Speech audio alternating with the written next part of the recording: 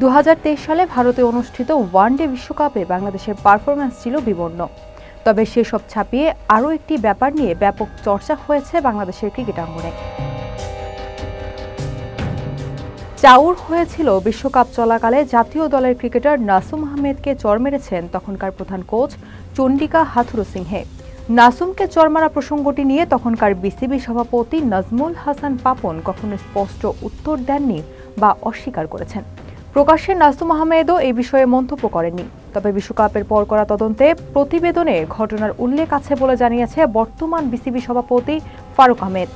এবার ঘটনা অস্বীকার করলেন হাথুরুসিংহে নিজেও। গতকাল রবিবার কোড স্পোর্টসের সঙ্গে আলাপে হাথুরুসিংহে জানিয়েছেন পুরো ব্যাপারটি সম্পর্কে বিসিবি কখনো তার কাছে কিছু জানতে চায়নি। মাঠে ব্যাটারদের হ্যান্ড গ্লাভস পাঠানোর জন্য ডাগ আউটে পেছনে বসে নাসুমের পিঠে টোকা দিয়েছিলেন বলে জানিয়েছেন শ্রীলঙ্কান এই কোচ।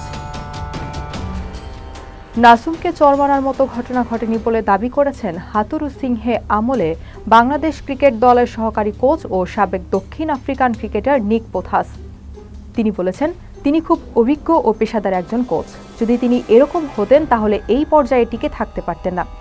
আমি মনে করি যারাই এমন অভিযোগ করেছেন তাদের কিছুটা ক্ষোভ থাকতে পারে। আর যে ব্যক্তি অভিযোগ করেছে সে হয়তো ভাবেনি যে বিষয়টি এভাবে বিস্ফোরিত হবে।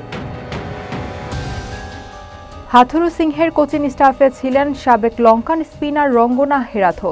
নাসুমকে চর মারার অভিযোগটি বানোয়াট ছিল বলে দাবি তারও। আমি সরাসরি বলতে পারি যে কিছুই ঘটেনি। বিশ্বকাপ চলাকালীন তার উপর অনেক ক্যামেরা ছিল। মানুষ বলতে পারে যে একটি ঘটনা ঘটেছে, কিন্তু প্রমাণ তো থাকতে হবে। আমি দৃঢ়ভাবে বলছি যে এরকম কিছুই ঘটেনি, কারণ আমি সেখানে ছিলাম।